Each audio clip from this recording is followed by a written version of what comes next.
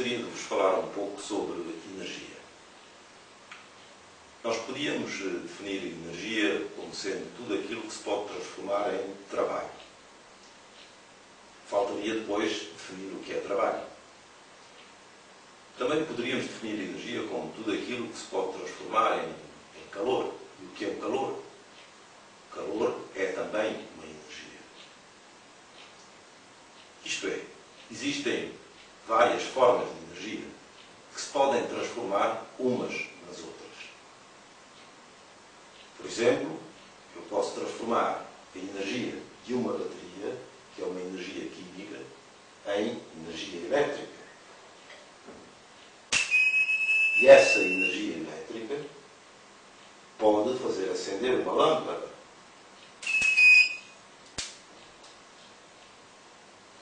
A lâmpada dá-nos energia luminosa e também energia térmica. A lâmpada também aquece. Portanto, temos aqui vários tipos de energia. Energia química, energia elétrica, energia luminosa, energia calorífica. E existe também na mecânica uma outra energia chamada energia cinética. Ora, é precisamente da energia cinética que eu vos queria falar. A energia cinética resulta do facto de o corpo ou da massa estar em movimento, ter uma determinada velocidade. E essa energia cinética é proporcional à massa do corpo e à sua velocidade. Mas esta velocidade elevada ao quadrado.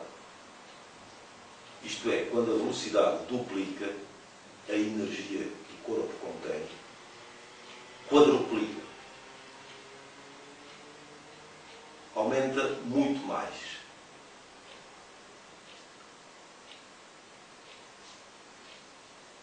Matematicamente, exprime-se a energia cinética de um corpo como metade da sua massa vezes a sua velocidade ao quadrado. Isto aplica-se a um corpo sólido, mas também se aplica a um corpo fluido, seja ar, seja água.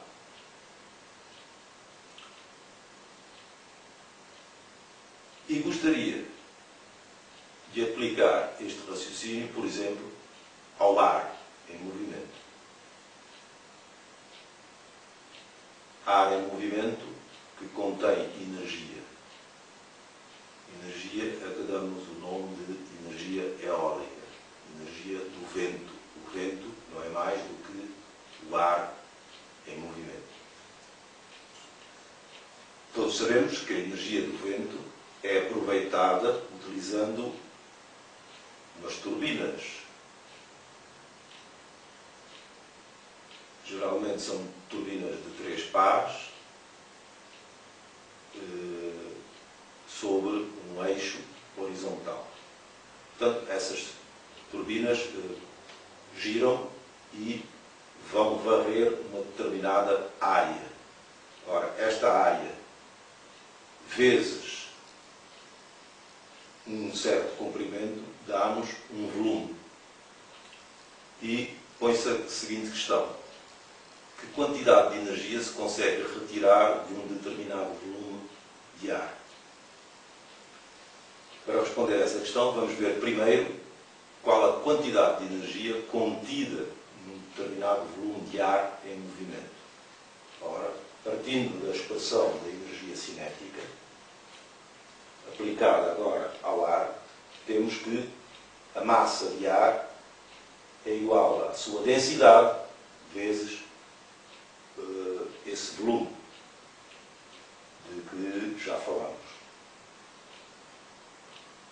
Esse volume, por seu lado, é uma superfície, que é a área varrida pelas pás da turbina, vezes um comprimento. Este comprimento Este comprimento é o comprimento percorrido pela massa de ar num determinado tempo. Portanto, este comprimento é igual à velocidade que a massa de ar tem vezes o tempo. Substituindo na expressão de cima, obtemos então, para a expressão da energia contida num certo volume de ar, esta expressão, que é o meio da densidade vezes a área, vezes a velocidade ao cubo, porque esta vai multiplicar com aquela, dá a velocidade ao cubo, vezes o tempo. Querendo tornar isto independente do tempo, dividimos a energia pelo tempo e obtemos aquilo que se chama a potência. Portanto, a potência contida numa determinada massa de ar em movimento é dada por esta expressão, o meio de ρ vezes a área varrida pela turbina vezes a velocidade ao cubo. Esta potência é a potência contida numa certa massa de ar. Mas não é esta potência que nós conseguimos aproveitar do vento. É uma potência menor do que esta. E é menor porque no princípio deste século, digamos dizendo, do século passado, em 1919, o Sr. Betz, um físico alemão, descobriu que desta energia, apenas uma parte dela se consegue retirar do vento. Ficará para uma próxima ocasião. Olá, viva!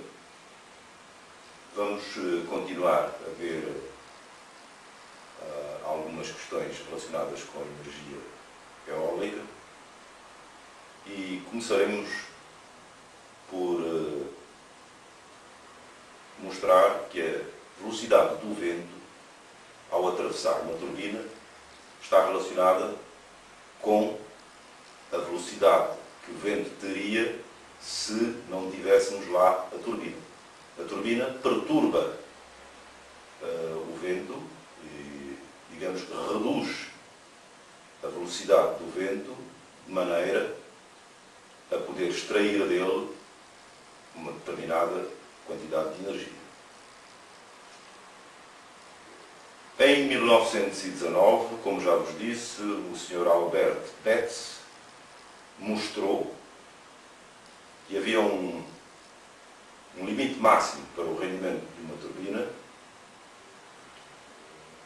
limite esse que fixou em 16 sobre 27, dá cerca de 59,3% da potência máxima que já vimos, que é proporcional à velocidade do vento ao cubo, à densidade do ar e à área varrida. Eu tenho aqui um livro que é uma reedição do livro que em 1926 o Sr. Albert Betz publicou com a demonstração que ele fez em relação ao rendimento dos aerogeradores, das turbinas eólicas. Começou ele por invocar a segunda lei de Newton. A segunda lei de Newton, que eu tenho aqui também um exemplar dos princípios de Newton, que eu mandei imprimir, e que nos diz em latim, eu não sei latim, mutationem motus proportionalem esse vi motrice impresse e fieri fecundum lineam retem quavis illa imprimitor.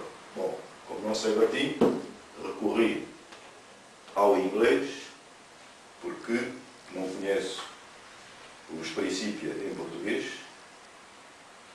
E aqui diz, Segunda lei, the alteration of motion is ever proportional to the motive force impressed and is made in the direction of the right line in which that force is impressed.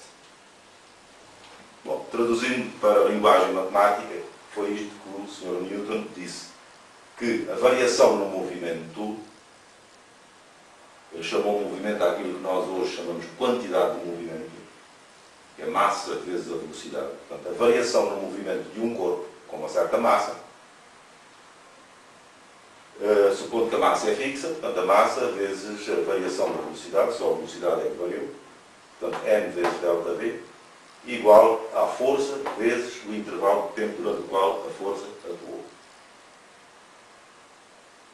Isto que ele chamou a isto a força motriz, que atua sobre um corpo e que provoca a variação de velocidade do corpo. E foi a partir daqui que Betz estabeleceu a expressão do rendimento.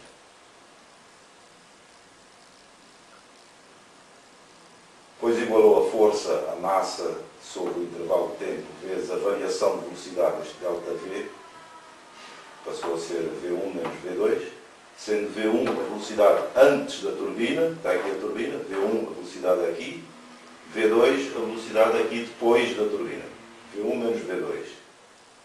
A potência é força vezes velocidade, portanto, m sobre ΔT, sobre o intervalo de tempo, V1 menos V2, vezes V, em que este V aqui é a velocidade aqui ao nível da turbina.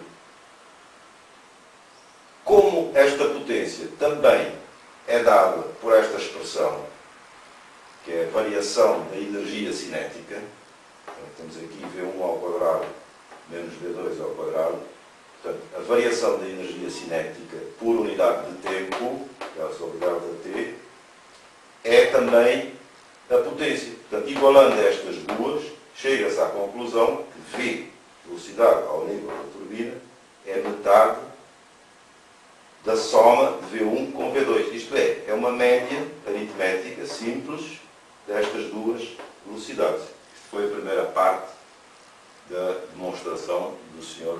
Betz. Uma vez mais, olá. Vamos terminar a demonstração do Sr. Albert Betz em relação ao rendimento máximo de uma turbina eólica.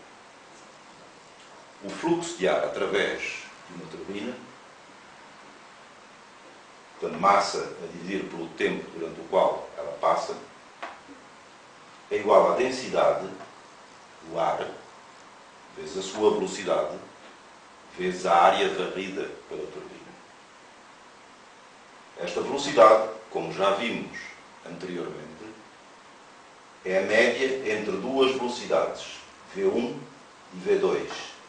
V1 é a velocidade do vento a barlavento, isto é, de onde vem o vento. E V2 é a velocidade do vento depois de passar na turbina, portanto, a sotavento. V1 mais V2 sobre 2 vezes a área varrida pela turbina. A potência que conseguimos aproveitar por uma turbina é dada por esta expressão em que entra aqui a variação das velocidades, a velocidade a barlavento e a velocidade a sotavento, ao quadrado, porque trata-se aqui da variação da energia cinética, que, como sabemos, é um meio de m vezes v ao quadrado. Portanto, esta é a potência que podemos esperar extrair do vento. Se substituirmos aqui m sobre ΔT, dado por esta expressão, e tratarmos devidamente a expressão final, obtemos isto que aqui está, P igual a 1 meio de ρ V1 ao cubo vezes S, e reconhecemos aqui a potência contida no vento quando a turbina não está lá. Isto é, se a turbina não estiver lá, o vento permanece com a velocidade V1, que é a velocidade que traz da direção de onde sopra. Portanto, esta é a potência máxima contida no vento. E aqui está um fator que vai depender da relação entre as duas velocidades, V2 e V1. Portanto, alfa, que aparece aqui e aqui, alfa é V2 sobre V1, e, portanto, toda esta expressão aqui é suscetível de nos fornecer indicações acerca do máximo desta potência. Esta chamaremos a potência P0, que é a potência contida no vento, a multiplicar por um fator, que é o tal fator de Betz, que poderemos chamar CP, e que é igual a 16 sobre 27 quando o alfa for igual a 1/3, que é quando atinge o valor máximo. Está aqui um gráfico feito pelo Betz, em que ele mostra a relação entre L e L0. L é a potência em alemão, Leistung. Este L0 é esta potência aqui. E o tal fator CP atinge um valor máximo para 1/3 da relação entre V2 e V1. Aqui está.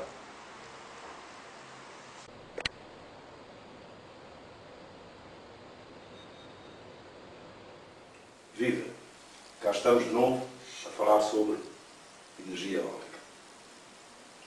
Na sequência do que já vimos anteriormente, a potência desenvolvida por uma turbina eólica pode ser dada por uma expressão deste género, em que P é a potência da turbina, eta é o rendimento da turbina para as condições de funcionamento consideradas, CP será o tal fator de Betz que condiciona a potência máxima que se consegue extrair do vento. 1/2 de ρ SVOQ é a potência contida no vento. ρ é a densidade do ar. S é a área varrida pela turbina. E V é a velocidade do vento. É a velocidade que o vento teria se a turbina não estivesse lá. Ou seja, é a velocidade do vento a barlavento. Considerando um rendimento de 0,8, se CP for igual a 0,593 e ρ, densidade do ar, à pressão normal, for 1,25 kg por metro cúbico, substituindo ainda a área por π vezes diâmetro ao quadrado sobre 4, fazendo as contas todas, obtemos este resultado simples: 0,23 vezes diâmetro ao quadrado vezes a velocidade do vento ao cubo. O que nos permite elaborar este quadro com 3 tamanhos de turbina. Portanto, aqui temos o diâmetro em metros: 1 metro, 10 metros, 100 metros. Temos aqui 3 velocidades de vento: 3 metros por segundo, 6 metros por segundo, 10 metros por segundo. 3 metros por segundo é um vento fraco, 6 metros por segundo é um vento médio, 10 metros por segundo é um vento forte. E, geralmente, as turbinas eólicas são dimensionadas para velocidades de 10 metros por segundo, mais ou menos. Portanto, uma turbina pequena vai desenvolver potências da ordem dos watts, entre 6 watts e 200 e tal watts. Pode ser equipado, por exemplo, com um gerador de 150 watts. Uma turbina com 1 metro de diâmetro. Um aerogerador com 10 metros de diâmetro já é uma máquina que impõe respeito. O primeiro parque eólico em território nacional, no Porto Santo, foi equipado com geradores que teriam cerca de 10 metros de diâmetro, talvez 11. E tinham geradores de 30 kW.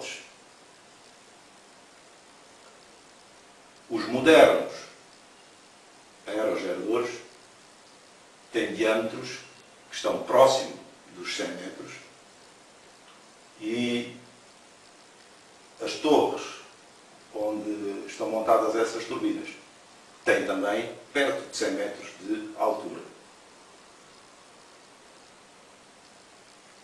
Estas máquinas têm a obrigação de produzir 1 kWh de energia a um custo muito baixo.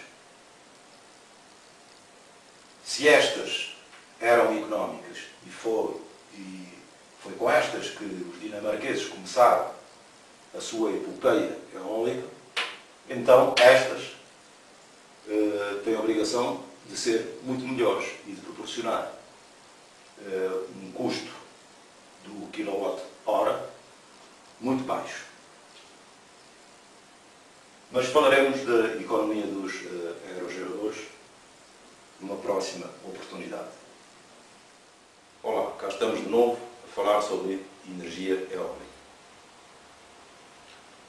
Desta vez irei falar sobre aspectos económicos, nomeadamente o custo do quilowatt-hora eólico.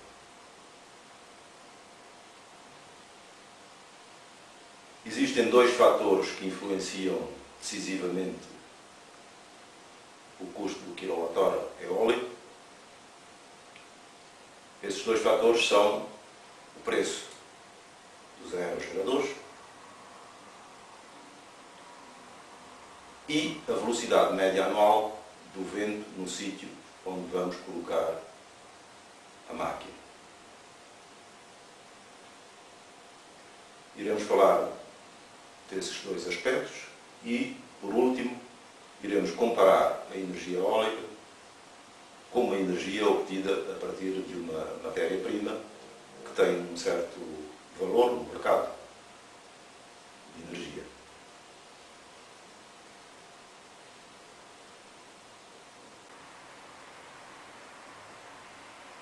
Este gráfico dá-nos o preço dos aerogeradores em função da potência unitária. O preço está dado em milhões de coroas dinamarquesas e em dólares. Um aerogerador de 200 kW poderá custar 1,5 milhões de coroas dinamarquesas, ou cerca de 200 mil dólares. Passando de 200 para 600, portanto, triplicando a potência do aerogerador, ele poderá custar apenas 3 milhões de coroas dinamarquesas, ou um pouco mais de 400 mil dólares. O que significa que,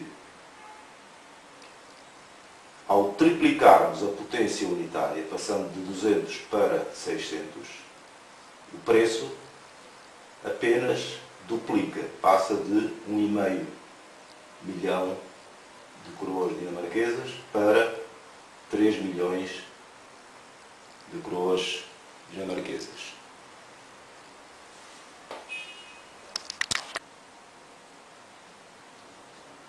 Neste gráfico, nós temos o número de horas de utilização de um aerogerador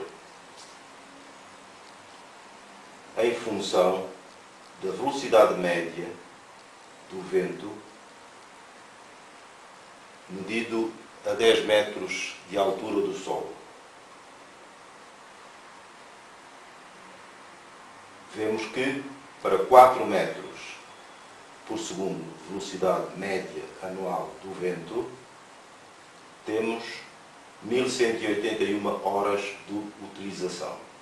Passando para 5 metros por segundo de velocidade média, teremos 2097 horas. Para 6, 3049. para 7, 3.877. E para 8, 4.512. Ora, devo dizer que as velocidades médias deverão cair entre 5,5, 6,5, vá lá, 7. Portanto, podemos esperar para um sítio bem escolhido que um aerogerador funcione mais de 2.000 horas por ano.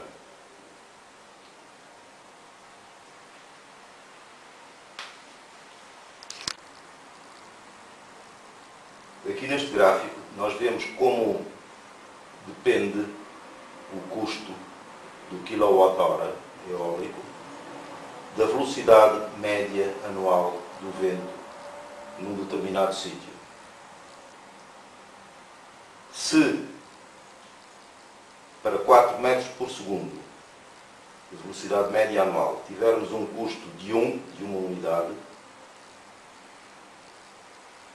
esse custo reduz-se para quase metade se a velocidade média anual aumentar para 5 metros por segundo. E, à medida que vai aumentando a velocidade, vai reduzindo o custo do quilowatt-hora produzido.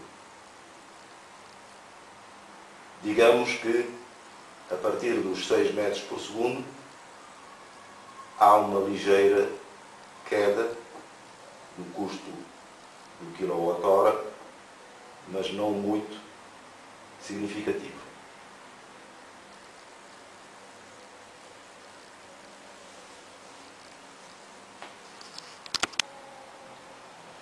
Neste gráfico, nós temos duas retas, uma que representa o custo do quilowatt-hora elétrico produzido a partir de uma fonte que tem um certo valor, como por exemplo o petróleo. Temos aqui marcado o preço do barril do petróleo a variar de 10 a 50, suponhamos, dólares por barril. E aqui é o custo do quilowatt-hora dado em cêntimos, por exemplo. Suponhamos que para 10 dólares o barril de petróleo, o quilowatt-hora produzido a partir do petróleo custa 2 cêntimos. À medida que sobe o preço do barril de petróleo, o custo do quilowatt-hora vai subindo também. Esta reta, que tem um valor constante, independentemente do preço do petróleo, pode representar, por exemplo, o custo do quilowatt-hora para o vento. Vamos supor que ele custa 3 cêntimos. Isto quer dizer que quando as duas retas se encontram aqui neste ponto, por exemplo, para 30 dólares por barril de petróleo, já vale a pena instalar aerogeradores. Se o preço do petróleo, no entanto, se mantiver acima dos 30 dólares por barril,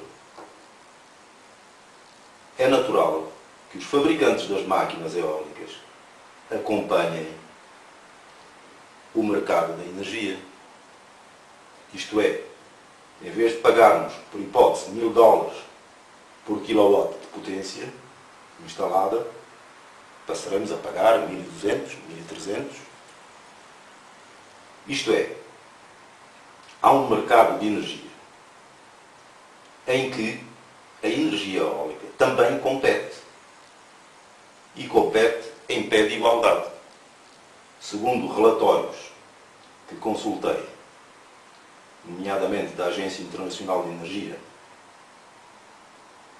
o custo do quilowatt-hora eólico está dentro dos valores normais para o carvão, para o petróleo, para o nuclear, etc. Olá, hoje vou falar um pouco sobre a história da energia eólica nomeadamente a parte que interessa ao aproveitamento que hoje dela se faz.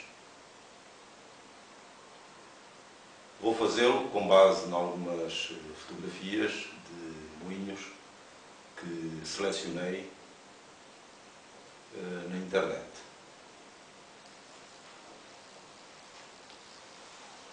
Este moinho é um moinho grego. É constituído por um veio quase horizontal, atravessado por 6 tirantes, que vão servir de suporte a 12 velas.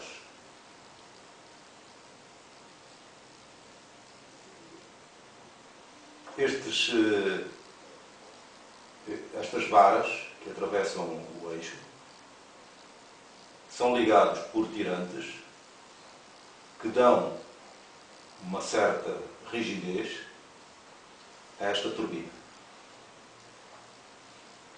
A orientação da turbina é manual, quando muito, servindo-se do princípio da alavanca, que é, por sinal, um princípio desenvolvido por um grego, o Arquimedes. Este moinho é um modelo dos moinhos portugueses. 4 velas, também aparecem aqui os tirantes que dão a rigidez à turbina. As 4 varas que a turbina tem, 2 estão mais à frente, que são as que levam as velas, e outras 2 estão mais atrás, que sustêm o tirante que vai suportar a vela, permitindo assim que a vela faça um certo ângulo com o plano da turbina. A orientação é manual também. Isto é um moinho inglês, que é muito parecido aos dinamarqueses, holandeses e alemães, e que era utilizado quer para moer os cereais, quer para bombar água. Os outros 2 eram utilizados quase exclusivamente para moer os cereais. Estas turbinas, que têm um porte maior do que aquelas, precisam aqui de um sistema automático de orientação da turbina para o vento. Essa orientação é feita com uma roda lateral, uma turbina lateral, de muitas pás para desenvolver um binário maior, a baixa velocidade, e que serve para orientar esta cabeça, toda a parte superior do moinho que sustenta a turbina.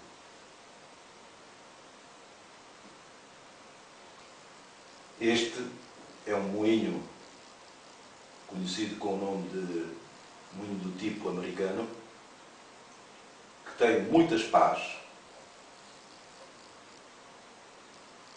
e quanto maior, mais pás tinha, mas sempre também em número par, como estes. 4 pás, 4, 12. Este tem 18, mas há modelos com 22, 24 e por aí fora. Eram utilizados quase exclusivamente para bombar água. Passemos então aos aerogeradores.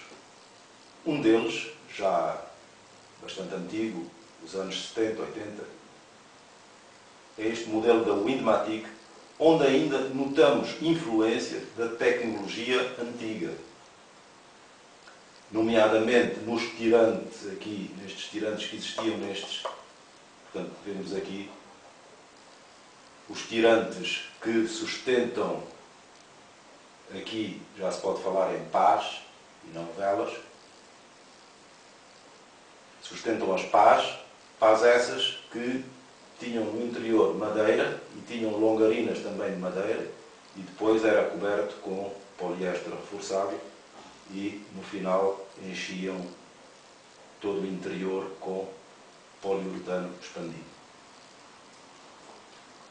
Técnica que ainda se utiliza nestas modernas pás, já mais modernas, mas mesmo assim já um pouco antigas, como veremos. Portanto, e o sistema de orientação também era mecânico, com base nesta ideia antiga. A torre começou por ser uma torre parecida às torres de alta tensão, porque julgava-se que iria ferir menos a suscetibilidade das pessoas. Também nesta altura obrigavam a pintar as pontas das pás a vermelho por causa de eventuais choques com aves. Esta turbina já não tem orientação mecânica como esta. A orientação neste caso já é elétrica, feita por um motor elétrico, porque entretanto as pás aumentaram de tamanho. Esta turbina é maior do que esta. Esta usava-se para aerogeradores de 10, 20, 30 kW e esta já é um aerogerador de 55 kW. Isto foi um grande salto na tecnologia. Daqui para aqui. Foi um grande salto. Torres já sólidas, né?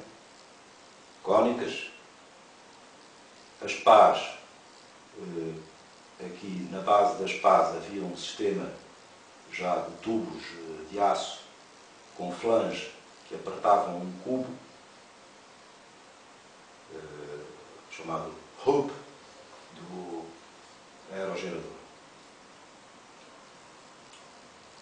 Eram estas turbinas de 55 kW. Foram estas turbinas, aliás, que tornaram a energia eólica viável economicamente. Quer dizer, da passagem daqui para ali, houve também melhorias no preço do kilowatt instalado e fizeram com que a energia eólica passasse a ser encarada com mais seriedade. E se não fosse a oferta dos alemães de turbinas de 30 kW de duas pás, nós teríamos talvez optado por estas para o primeiro projeto industrial português no Porto Santo. E aqui estamos de novo a falar sobre os aerogeradores e sobre a energia eólica.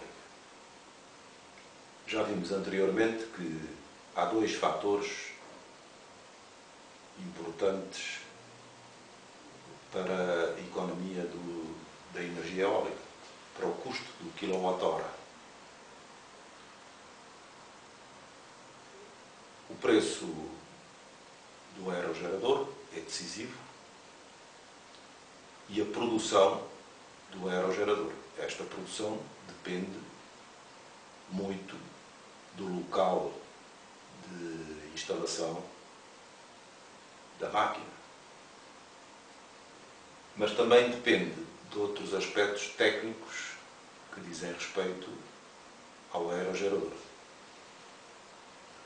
Felizmente já foram experimentadas várias filosofias, digamos assim, para os aspectos técnicos do aerogerador, nomeadamente no que ao número de pás diz respeito. Já foram experimentados aerogeradores de pá única, de duas pás, e a tecnologia fixou-se nesta filosofia das três pás, que tem vantagens em relação às outras.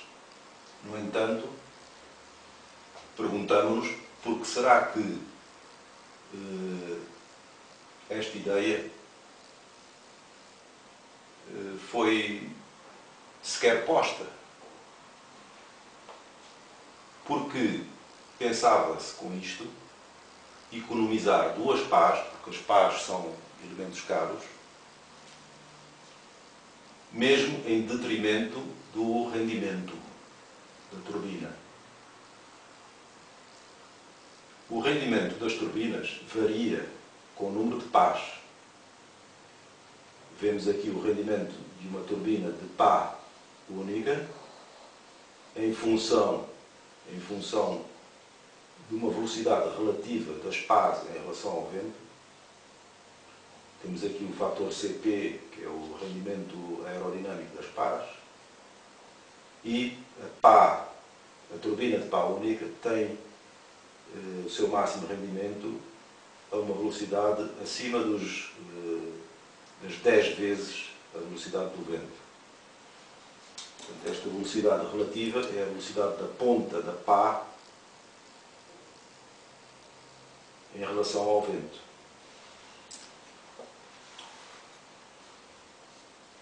Para um aerogerador de 2 pás, aumenta o rendimento e baixa a velocidade relativa do rotor para cerca de 7 ou 8, por aqui. Para 3 pás, o rendimento aumenta ainda mais e baixa a velocidade relativa para 7,5. Para 4 e 5 pás não há aumento antes do contrário, do rendimento, não há aumento de rendimento, pelo que é natural que esta filosofia tenha prevalecido sobre as outras, quer sobre estas, quer sobre uma eventual possibilidade de multiplicar o número de pás dos aerogeradores, o que iria encarecer bastante as turbinas. Se eventualmente isto trouxesse vantagens do ponto de vista do rendimento, isto iria encarecer bastante as turbinas eólicas e iria fazer com que rodassem mais lentamente, porque uma turbina de muitas pás só tem vantagens aqui para baixas velocidades do rotor, é que se torna melhor do que a turbina de 3 pás e, portanto, no próximo desenvolvimento das turbinas podemos esperar que esta filosofia se mantenha. Vimos já que o custo do quilowatt-hora elétrico, a partir da energia eólica, é influenciado por 2 fatores principais. Preço dos aerogeradores, que tem vindo a baixar com o aumento da potência unitária das máquinas, e a produção dos aerogeradores. Essa produção depende muito do local escolhido para a implantação das máquinas. Portanto, não se deve instalar as máquinas em sítios que se sabe à partida que não irão beneficiar o custo do quilowatt-hora, e também, portanto, a produção depende das características técnicas do aerogerador propriamente dito. Isto é, da eficiência com que aproveita a energia do vento. Já vimos que o número de pás de um aerogerador felizmente hoje em dia está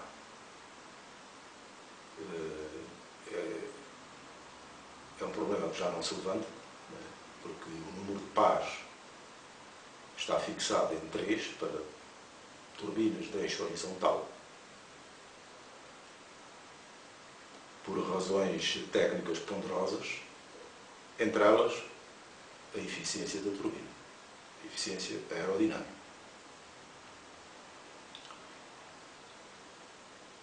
Outra característica técnica que influencia a produção de um aerogerador é a altura da torre, isto é, a altura do centro da turbina. Em meteorologia, calcula-se que há um ganho na velocidade de vento a uma altura H em relação a uma altura de referência mais baixa. Portanto, esta relação é geralmente maior que 1, quando H maior que HR, e é proporcional à relação entre H e HR, que são as alturas em jogo, elevado a um expoente, que é conhecido com o nome de expoente de Hellman. Expoente esse que tem um valor que varia com a rugosidade do terreno a que se referem estas contas. Este alfa varia entre 0,06 para um terreno pouco rugoso e 0,6 para um terreno muito rugoso. Terreno pouco rugoso será, por exemplo, o mar, a superfície do mar, os lagos, até as praias, desertos, gelo, por aí fora. Corresponde a uma rugosidade de 0,06. Para terrenos muito rugosos, a rugosidade pode ir até 0,6. Por exemplo, sobre florestas ou terrenos muito cobertos de casas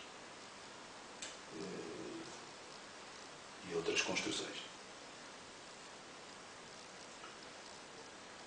Se esta expressão conduz a resultados aceitáveis para a meteorologia, em energia eólica, no entanto, conduz a uma sobreavaliação da energia produzida por um aerogerador. Prefere-se utilizar esta expressão de baixo, em que entra aqui o logaritmo neperiano da relação entre H e H0, em que H0 é uma espécie de rugosidade, chama-se altura de rugosidade, mas tem valores diferentes do alfa, como é óbvio. Portanto, o H0 poderá variar entre 0,005 para terrenos pouco rugosos, ou nada rugosos mesmo, e 0,7 para terrenos já muito rugosos.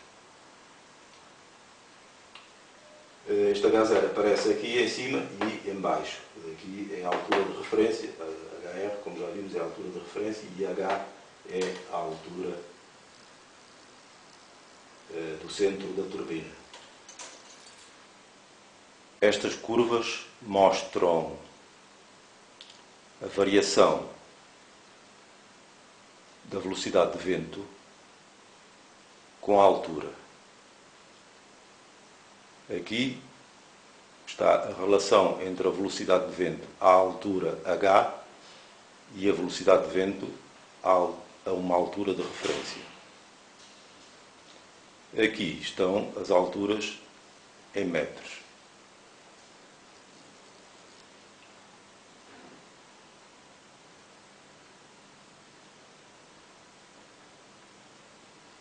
Portanto, como se pode ver, para um terreno bastante rugoso, corresponde a esta curva da direita, o aumento da velocidade do vento pode ir quase 2 vezes.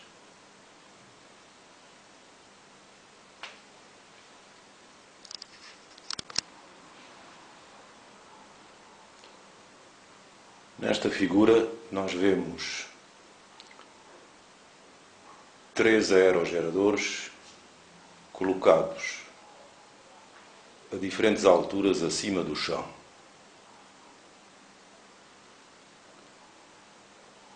Temos este aqui, este aerogerador, que está a uma altura de 10 metros em relação ao solo e que tem uma produção esperada de 50 kWh por mês. Este aerogerador está colocado a uma altura de 20 metros. Atenção que essa altura é medida a partir do centro da turbina. E tem uma produção esperada de 65 kWh por mês. Este aerogerador está colocado a uma altura de 30 metros e a produção esperada é de 85 kWh por mês. É o mesmo aerogerador, com o mesmo diâmetro, mas colocado a alturas diferentes, acima do solo. Este solo é considerado um solo rugoso, com árvores e casas, superfície rugosa, e a velocidade média do vento é de 6 metros por segundo, medido a 10 metros de altura.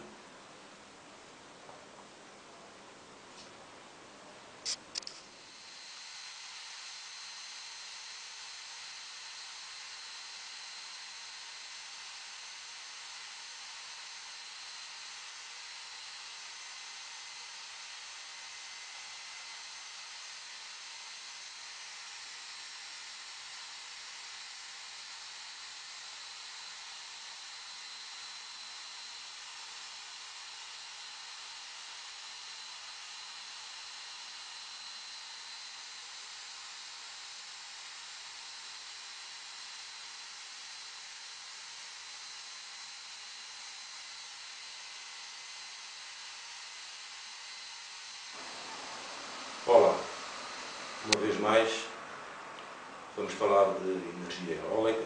Desta vez vamos dedicar-nos mais ao aerogerador, à máquina em si, e começaremos por ver a chamada curva de potência de um aerogerador. Esta curva de potência tem a ver com 2 coisas, com a turbina e com o gerador. A turbina transforma a energia do vento, que é uma energia cinética, como já vimos, transforma a energia do vento em energia mecânica de rotação. O gerador transforma esta energia mecânica de rotação em energia elétrica, geralmente corrente alternada sinusoidal.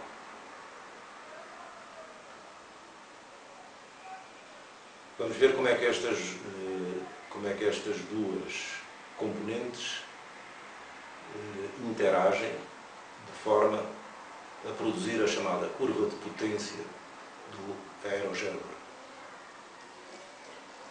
Ora, uma turbina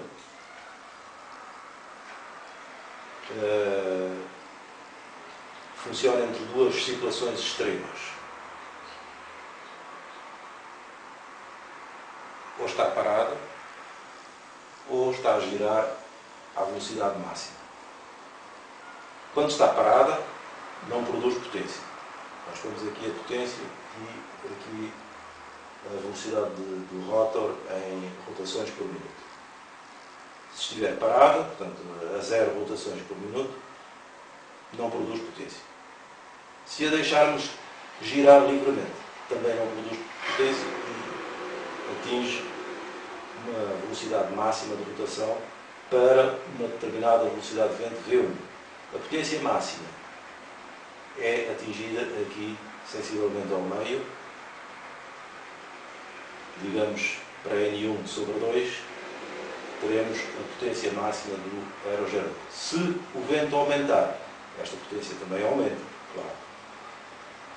E para velocidades crescentes do vento, nós temos então esta curva aponteada que une os máximos destas várias curvas e que seria a curva do gerador ideal. Na prática, não é bem assim. O gerador que transforma a energia de rotação em energia elétrica tem uma curva que ou é isto assim, para geradores síncronos, em que, portanto, uma determinada velocidade é mantida para todas as velocidades de vento, e, portanto, vamos tendo sucessivamente estas potências, à medida que o vento aumenta, ou assíncrono, e então teremos uma curva deste tipo, que se adapta melhor, digamos, aos pontos de melhor rendimento da turbina, e vamos tendo estas potências. Como se pode ver, em qualquer dos casos, existe uma velocidade mínima de vento necessária para a máquina arrancar. E então, daqui podemos passar então para a curva de potência do aerogerador, em que temos as potências em função das velocidades de vento, tiradas dali. Começa a funcionar para uma certa velocidade de vento. A potência vai subindo, chega a um determinado ponto, atingimos a potência nominal do gerador. A partir daqui, a máquina tem que ser mantida nesta potência, quer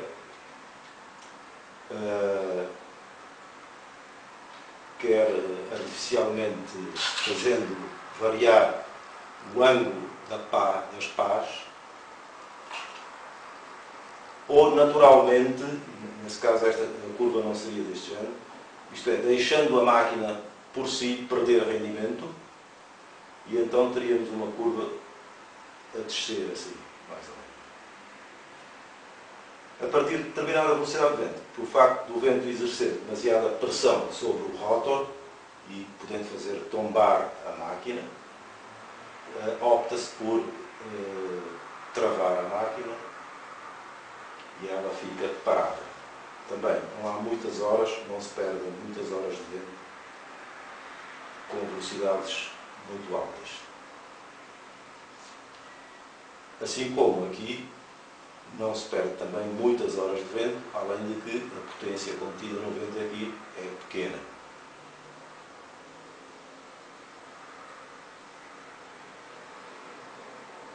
Esta expressão, que já tínhamos visto anteriormente, dá-nos o rendimento, portanto CP é o rendimento aerodinâmico, eta é o rendimento eletromecânico, ρ é a densidade do ar, S é a área varrida pela turbina, V é a velocidade do vento que aparece aqui ao cubo.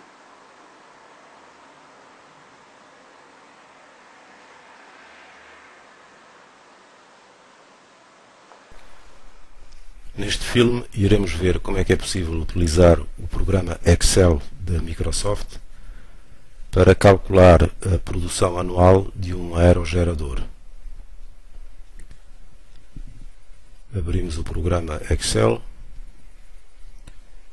e abrimos um ficheiro onde já temos os dados de potência de uma máquina. Trata-se da Micon 750-48 e com estes dados podemos começar por traçar a curva de potência do aerogerador.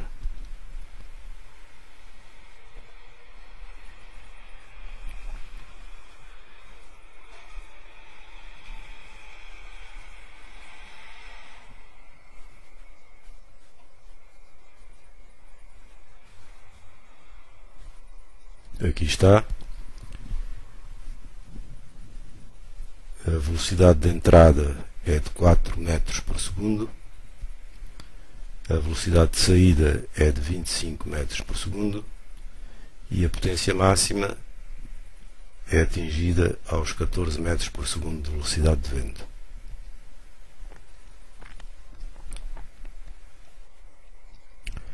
Para calcular a produção da máquina, temos que estimar a distribuição das horas de vento.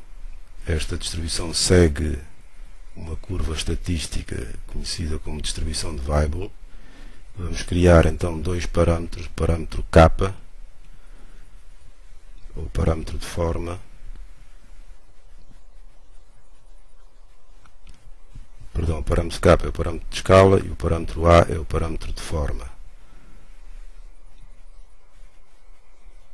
Vamos tornar estas células fixas.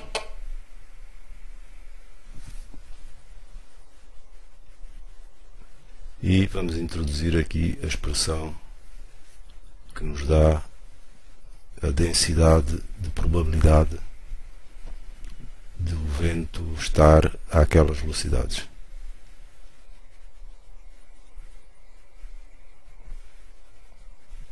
Esta função, depois multiplicada pelo número total de horas do ano, dá-nos o número de horas que o vento está a cada uma daquelas velocidades.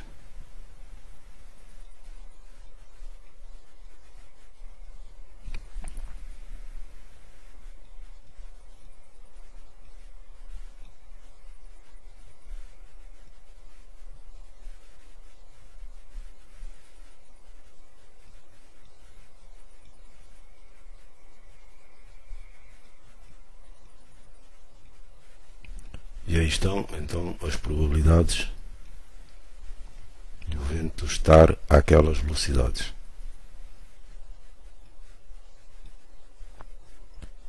Agora, se multiplicarmos por 8.760 horas, que é o número de horas de um ano,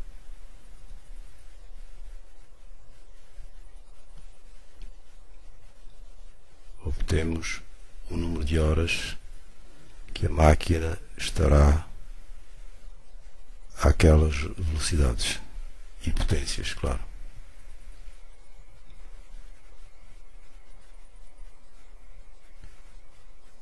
Vamos ver em gráfico como é que isto fica. De uma forma expedita, traçamos aqui a distribuição de Weibull, já com o número de horas anuais para cada classe de velocidade.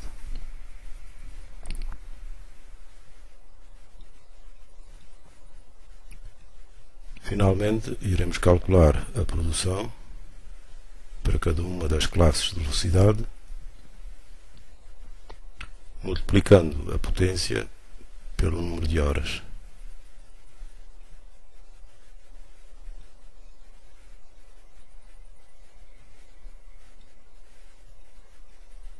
E aí temos as potências para cada uma das classes de velocidade. Finalmente, somando todas elas, obtém-se a produção anual do aerogerador.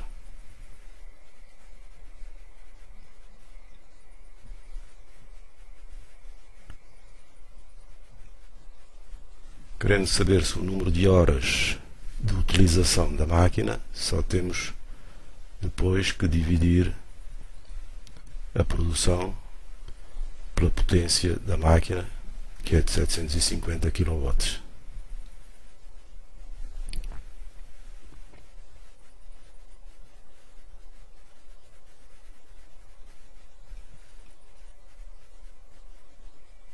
Aí temos então o número de horas de utilização da máquina. Vamos ver como é que a produção varia com os parâmetros K e A.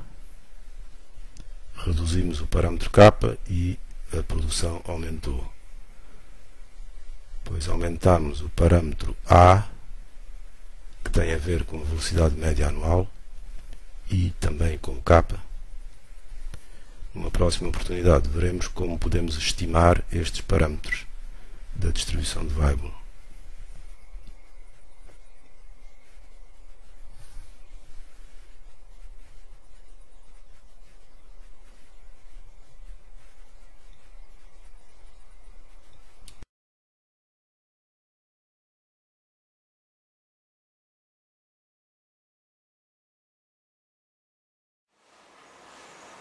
Olá, mais uma vez vamos falar sobre energia eólica. Hoje vamos falar sobre estatísticas de vento. Como sabem, o vento é uma grandeza aleatória, portanto pode estar a soprar fraco como forte, mas assume valores entre os 0 metros por segundo de velocidade e 20 metros por segundo. Isto é, o vento encontra-se em 99,9% do tempo entre estes dois valores. Esta realidade é mostrada, por exemplo, por este gráfico, onde nós temos as horas de vento para diferentes velocidades de vento, ou melhor, para diferentes classes de velocidade. O vento esteve entre 0 e 1 metro por segundo durante X horas, durante 1 e 2 metros por segundo durante outras tantas horas, e assim por diante. Isto é, se utilizarmos um anemómetro classificador para medir o vento durante um ano, iremos obter uma curva semelhante a esta. E esta curva pode ser descrita pela chamada distribuição de Weibull. A distribuição de Weibull tem uma função densidade de distribuição, que é dada por esta expressão que aqui está. F de V igual a K sobre A.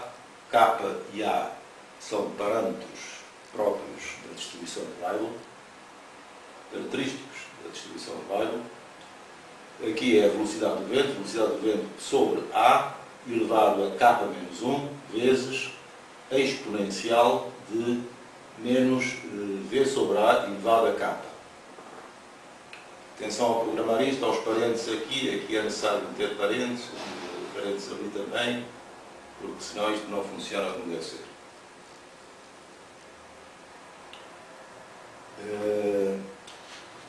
Ora bem, o parâmetro K depende do regime de ventos, isto é, depende do local, é característico de um certo local. Ele pode ser estimado com base naquilo que se chama o padrão de energia de um certo local. O padrão de energia de um local começa por ser calculado com base no seguinte. Ora, sabemos que a energia contida no vento é proporcional à velocidade ao cubo.